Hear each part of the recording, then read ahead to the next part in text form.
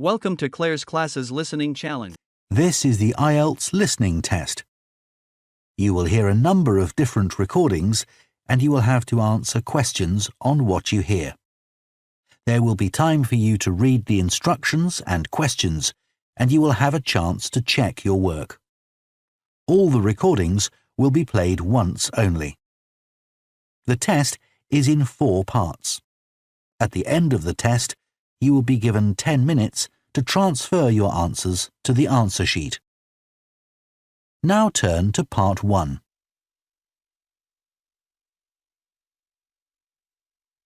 Part 1. You will hear a woman phoning to ask about a summer cycling camp for her young son who is called Charlie. First, you have some time to look at questions 1 to 5.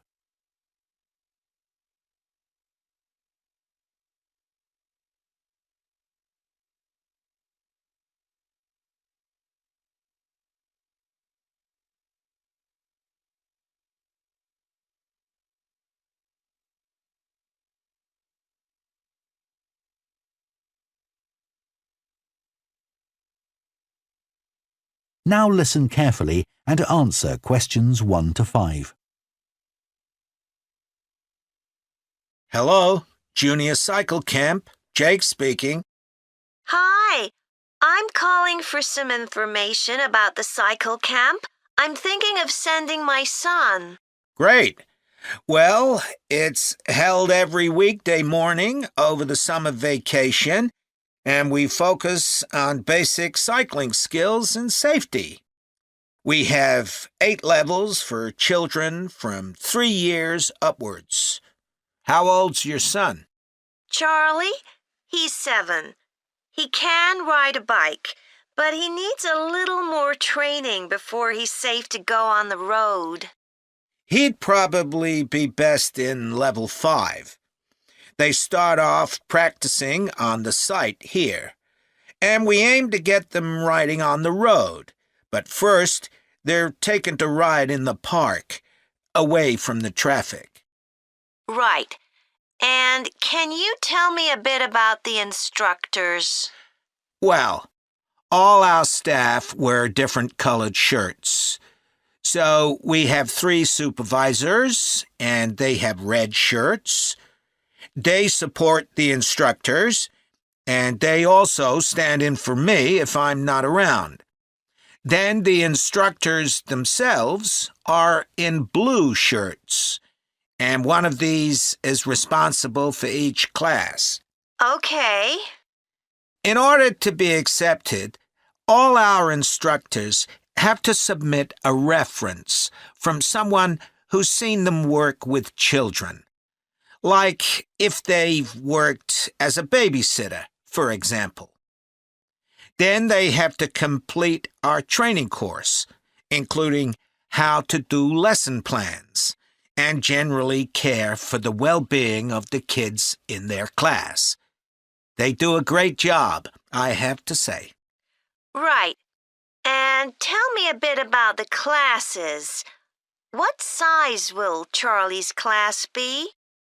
We have a limit of 8 children in each class, so their instructor really gets to know them well. They're out riding most of the time, but they have quiet times too, where their instructor might tell them a story that's got something to do with cycling, or get them to play a game together. It's a lot of fun. It must be. Now, what happens if there's rain? Do the classes still run? Oh, yes. We don't let that put us off. We just put on our waterproofs and keep cycling. Before you hear the rest of the conversation, you have some time to look at questions 6 to 10.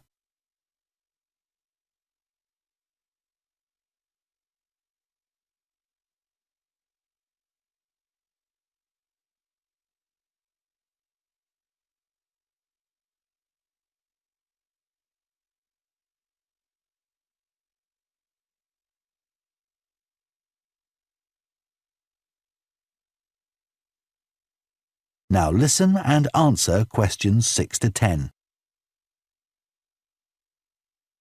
And is there anything special Charlie should bring along with him?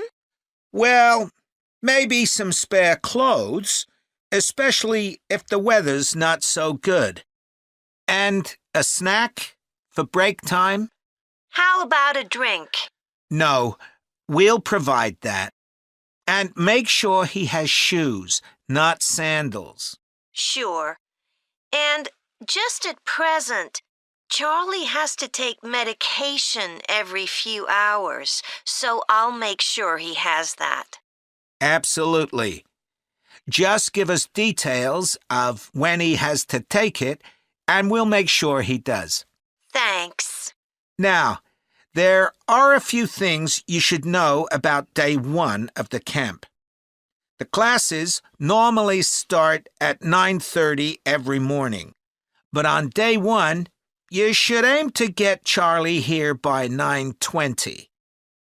The finishing time will be 12:30 as usual. We need the additional time because there are a few extra things to do. The most important is that we have a very careful check to make sure that every child's helmet fits properly. If it doesn't fit, we'll try to adjust it, or we'll find him another one. But he must wear it all the time he's on the bike. Of course. Then, after that, all the instructors will be waiting to meet their classes, and they'll meet up in the tent. You can't miss it, and each instructor will take their class away and get started. Okay, well, that all sounds good. Now, can you tell me how much the camp costs a week? $199. We've managed to keep the price more or less the same as last year. It was $190 then. But the places are filling up quite quickly. Right. Okay, well, I'd like to book for the... That is the end of part 1. You now have half a minute to check your answers to part 1.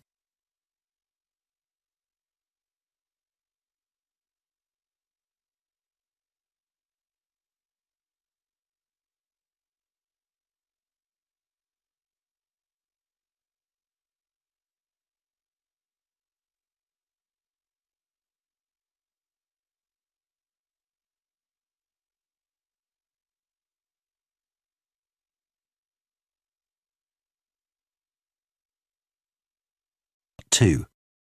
You will hear a recruitment officer called Megan Baker giving a talk at a jobs fair about opportunities for those interested in the food and agriculture sectors. First, you have some time to look at questions 11 to 14.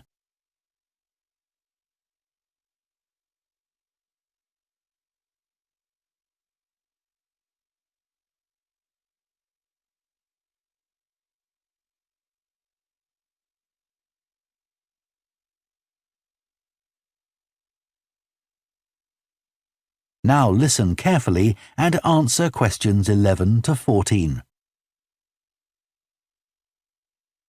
Hello everyone, my name's Megan Baker and I'm a recruitment consultant at AVT Recruitment Specialists. Now, our company specialises in positions that involve working in the agriculture and horticulture sectors, so that's fresh food production, garden and park maintenance and so on. And these sectors do provide some very special career opportunities. For a start, they often offer opportunities for those who don't want to be stuck with a 40-hour week, but need to juggle work with other responsibilities, such as childcare. And this is very important for many of our recruits. Some people like working in a rural setting, surrounded by plants and trees instead of buildings, although we can't guarantee that. But there are certainly health benefits, especially in jobs where you're not sitting all day looking at a screen, a big plus for many people. Salaries can sometimes be good too, although there's a lot of variety here. And you may have the opportunity in some types of jobs for travel overseas, although that obviously depends on the job, and not everyone is keen to do it. Of course, working outdoors does have its challenges. It's fine in summer, but can be extremely unpleasant when it's cold and windy. You may need to be pretty fit for some jobs, though with modern technology, that's not as important as it once was. And standards of health and safety are much higher now than they used to be, so there are fewer work-related accidents. But if you like a lively city environment surrounded by lots of people, these jobs are probably not for you. They're often in pretty remote areas.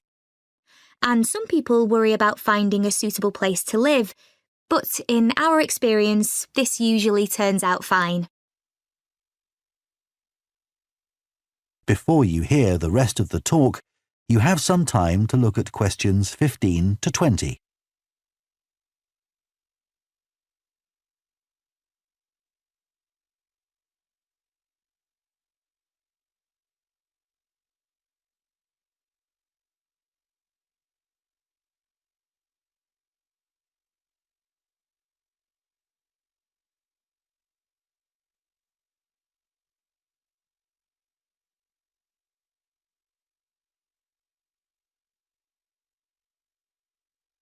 Now listen and answer questions 15 to 20.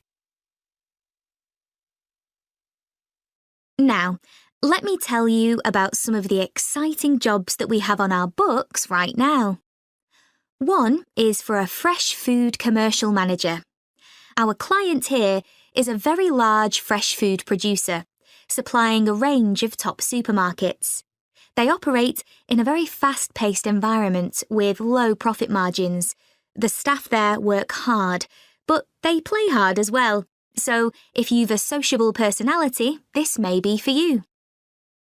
We have an exciting post as an agronomist, advising farmers on issues such as crop nutrition, protection against pests, and the latest legislation on farming and agricultural practices. There are good opportunities for the right person to quickly make their way up the career ladder, but a deep knowledge of the agricultural sector is expected of applicants. A leading supermarket is looking for a fresh produce buyer who is available for a 12-month maternity cover contract. You need to have experience in administration, planning and buying in the fresh produce industry, and in return will receive a very competitive salary. We have also received a request for a sales manager for a chain of garden centres. You will be visiting centres in the region to ensure their high levels of customer service are maintained. This post is only suitable for someone who is prepared to live in the region. There is also a vacancy for a tree technician to carry out tree cutting, forestry and conservation work. Candidates must have a clean driving licence and have training in safety procedures. A year's experience would be preferred, but the company might be prepared to consider someone who has just completed an appropriate training course. Finally, we have a position for a farm worker. This will involve a wide range of farm duties, including crop sowing and harvesting, machine maintenance, and animal care. Perks of the job include the possibility of renting a small cottage on the estate and the chance to earn a competitive salary. A driving licence and tractor driving experience are essential. That is the end of Part 2. You now have half a minute to check your answers to Part 2.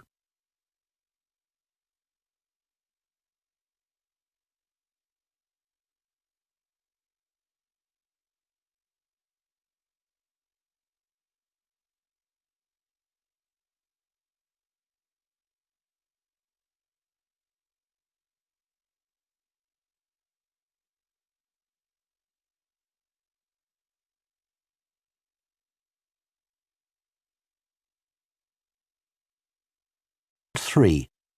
You will hear 2 food science students called Adam and Rosie starting to plan their presentation on diet and obesity. First, you have some time to look at questions 21 to 24.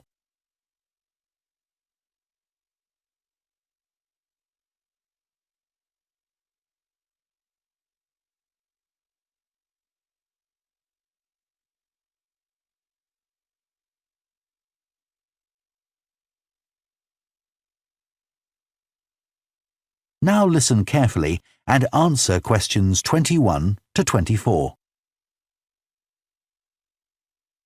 OK, Rosie, shall we try to get some ideas together for our presentation on diet and obesity? Sure.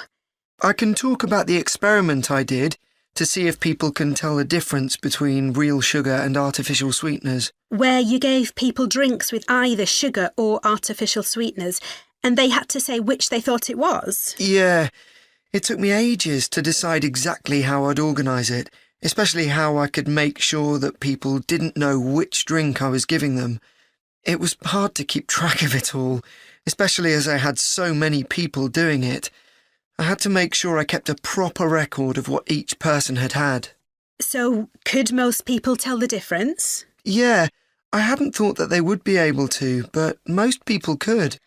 Then there's that experiment I did, measuring the fat content of nuts, to see if the nutritional information given on the packet was accurate. The one where you ground up the nuts and mixed them with a chemical to absorb the fat? Yes.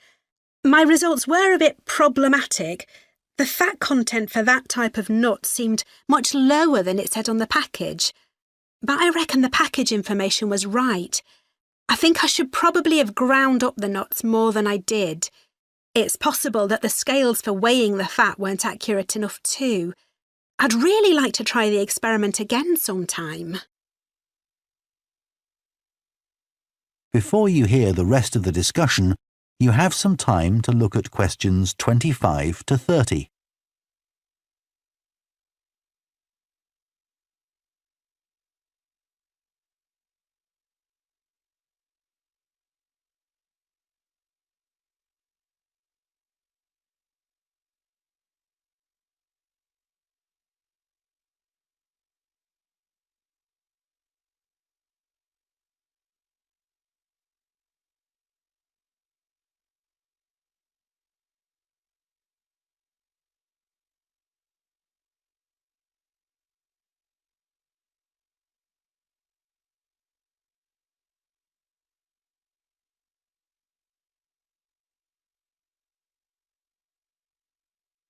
Now listen and answer questions 25 to 30. So, what can we say about helping people to lose weight? There's a lot we could say about what restaurants could do to reduce obesity. I read that the items at the start of a menu and the items at the end of a menu are much more likely to be chosen than the items in the middle. So, if you put the low-calorie items at the beginning and end of the menu, people will probably go for the food with fewer calories without even realising what they're doing. I think food manufacturers could do more to encourage healthy eating. How? Well, when manufacturers put calorie counts of a food on the label, they're sometimes really confusing, and I suspect they do it on purpose, because food that's high in calories tastes better, and so they'll sell more. Yeah, so if you look at the amount of calories in a pizza, they'll give you the calories per quarter pizza, and you think, oh, that's not too bad. But who's going to eat a quarter pizza? Exactly. I suppose another approach to this problem is to get people to exercise more. Right. In England, the current guidelines offer at least 30 minutes of brisk walking 5 days a week. Now, when you ask them, about 40% of men and 30% of women say they do this. But when you objectively measure the amount of walking they do with motion sensors, you find that only 6% of men and 4% of women do the recommended amount of exercise. So you can see why obesity is growing. So how can people be encouraged to take more exercise? Well, For example, think of the location of stairs in a train station. If people reach the stairs before they reach the escalator when they're leaving the station, they're more likely to take the stairs. And if you increase the width of the stairs, you'll get more people using them at the same time. It's an unconscious process and influenced by minor modifications in their environment. Right. And it might not be a big change, but if it happens every day, it all adds up. Yes, but actually, I'm not sure if we should be talking about exercise in our presentation. Well, we've done quite a bit of reading about it. I know, but it's going to mean we have a very wide focus, and our tutor did say that we need to focus on causes and solutions in terms of nutrition. Oh, I suppose so. And we've got plenty of information about that. OK, well, that will be simpler. So, what shall we do now? We've still got half an hour before our next lecture. Let's think about what we're going to include and what will go where. Then we can decide what slides we need. OK, fine. That is the end of Part 3. You now have half a minute to check your answers to Part 3.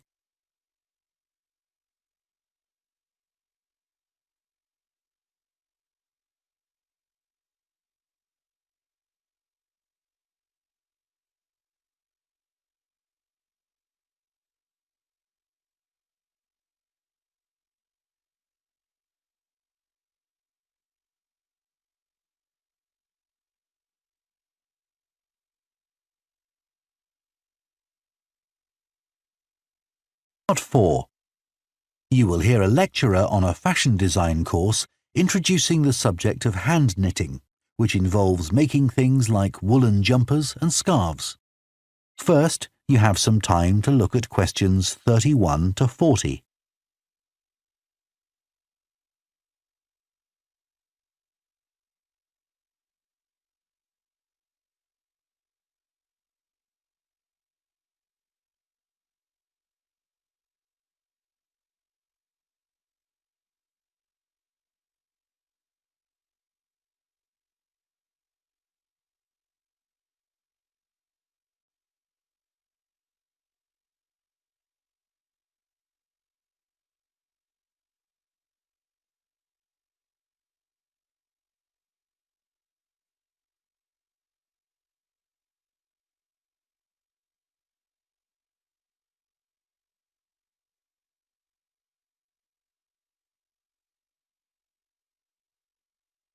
Now listen carefully and answer questions 31 to 40.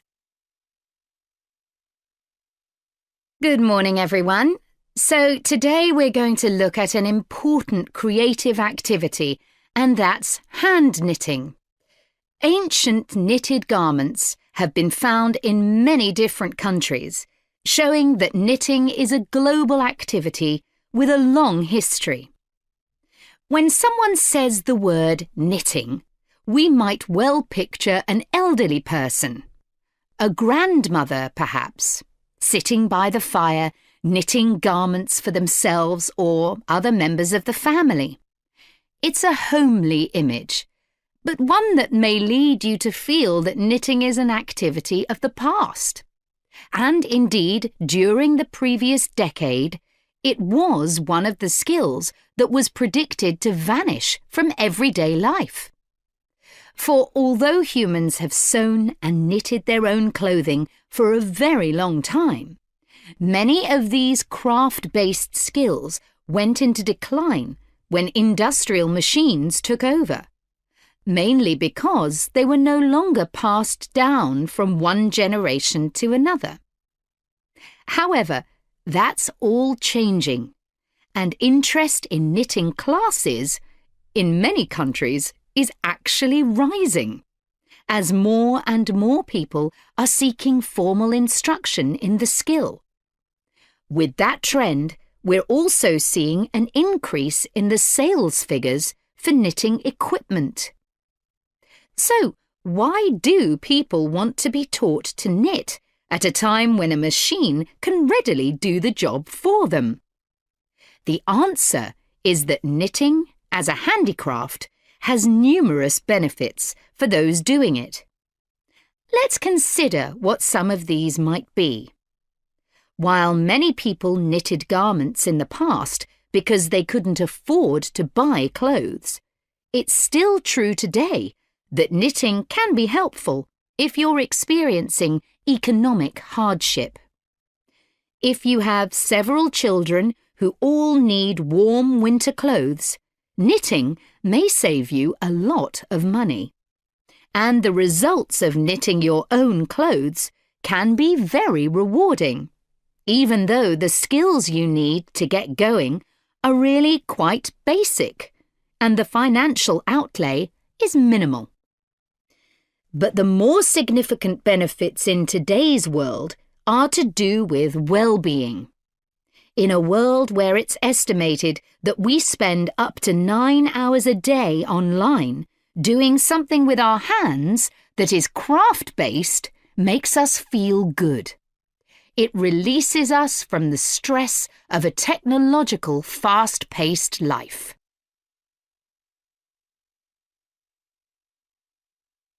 Now, let's look back a bit to early knitting activities. In fact, no one really knows when knitting first began. But archaeological remains have disclosed plenty of information for us to think about. One of the interesting things about knitting is that the earliest pieces of clothing that have been found suggest that most of the items produced were round rather than flat. Discoveries from the 3rd and 4th centuries in Egypt show that things like socks and gloves that were needed to keep hands and feet warm were knitted in one piece using 4 or 5 needles. That's very different from most knitting patterns today, which only require 2.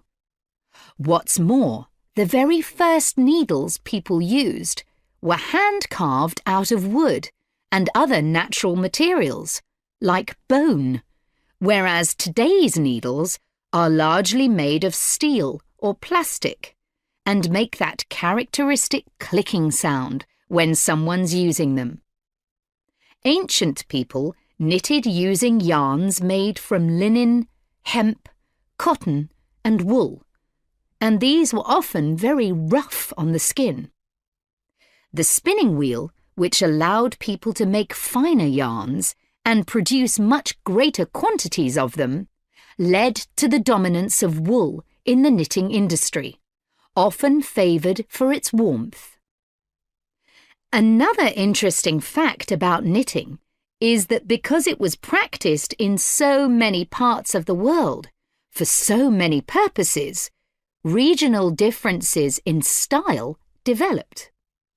This visual identity has allowed researchers to match bits of knitted clothing that have been unearthed over time to the region from which the wearer came, or the job that he or she did. As I've mentioned, knitting offered people from poor communities a way of making extra money while doing other tasks. For many centuries, it seems, men, women and children took every opportunity to knit, for example, while watching over sheep, walking to market, or riding in boats. So, let's move on to take... That is the end of Part 4. You now have 1 minute to check your answers to Part 4.